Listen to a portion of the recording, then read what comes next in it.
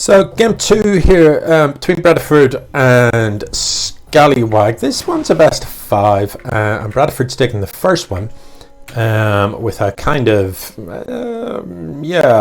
proxied shield batteries really were the big thing there, and ultimately Tempests to seal the deal, but it was a handful of units with shield batteries, poorly managed by Scallywag. So let's see if Scallywag can turn it around in this game.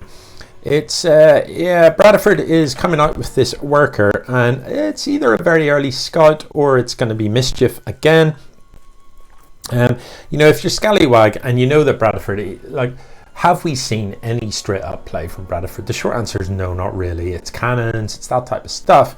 So look at this worker coming out. Surely the first thing you want to do is just scout around the side here, scout this region down here, because sure enough, Bradiford is going to be building something near your base. What I'd really like to see as well is this worker come across the map, and instead of worrying about this, just head in over here and drop in 2 barracks. Because Bradiford's style. I'm not sure I've ever seen again Bradiford's played in this competition where he would be able to defend anything at home basically whatsoever. So if he's going to get out, it's pretty much like playing Haas after Haas has had 20 pints. If you're unfamiliar with Haas, feel free to do a YouTube search. Haas is a pro player who just cheeses every game. Unfortunately and incredibly disappointingly, he cheeses at a pro level. His cheese is strong. He's the last person you want to meet on the Korean Grandmaster ladder because you just get wrecked in the most disappointing way. So needs to cancel the CC. He knows what's up. He knows Bradiford's just going to be a complete foot and isn't going to do it. Oh no, cancel it. Cancel the CC. Don't let it die. Don't let it die. Run, run, run, run. Never lose Reapers. Reapers heal themselves if you just run. They get better. Why would you stand and fight against a Stalker? You're never going to beat a Stalker. It's not going to happen. This CC is in real trouble. Once it finishes up, it's already on fire. So, and there's no repair happening. Oh, come on. Again, Scallywag losing the early CC when all you had to do was cancel it or repair it, fly it away, anything. Just don't let it sit there and die, please, please. Stop that.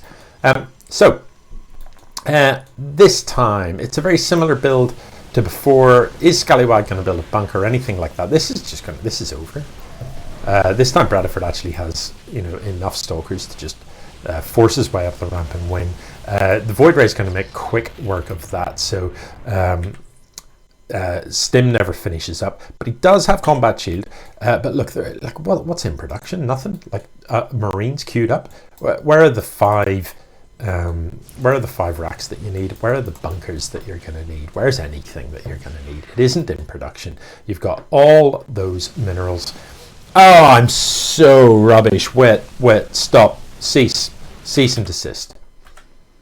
Turns out the reason he's not building anything here is because he's actually busy winning the game.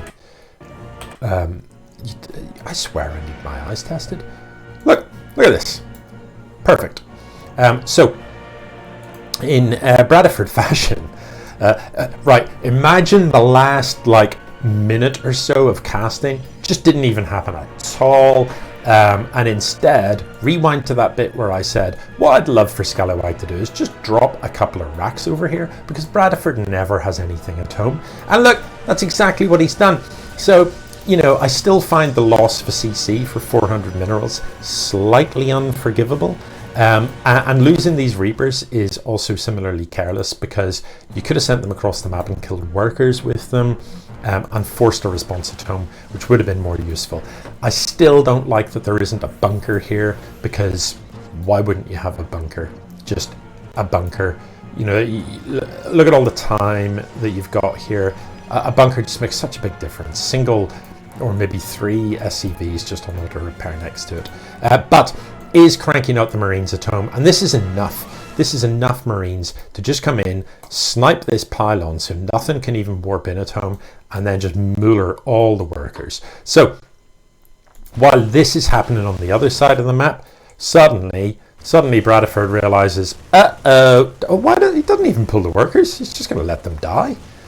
Weird choice. I mean, he's got enough minerals to actually build a new nexus, but now he's lost all his workers and the Marines are on top of his nexus. There's no chance of him doing that. So mistakes were made. These guys trapped. What? Oh, it's ugly. It's so ugly. I don't even know what happened there to trap those guys. How come? How did they end up at there? So Bradiford realizes he's losing at home, tries to run, gets confused, foots about the place, decides, I'm just going to do a little dance. Do a little dance. For some reason has a fleet beacon. Does have a worker on the map. Okay, fair enough. You know, but you could have had 15 workers on the map. Like, you could have just run away. But anyway, this is going to be Scallywag's game. Surely. Scallywag, have you got a worker on the other side of the map? Yeah, you do. And of course, you can fly away your buildings and be an absolute foot. Don't send these home. Why are you doing that? Kill this stuff. Kill the side core. Because, you know, with a dead side core, your opponent can't warp in stalkers. And, like, what's he going to do? Fight Marines with, like, zealots with no charge? I don't think so. So the siege tank coming as well. I like it. If he gets the pylon, that's good. But there are still 3 shield batteries here, and it is nasty. He's going to get all of the stalkers. Can these shield batteries repair quickly enough? No, they cannot. The pylon's going to go down, and it is going to be GG because there's just nothing left for Bradiford. Well, literally GG. That was quite good, that was.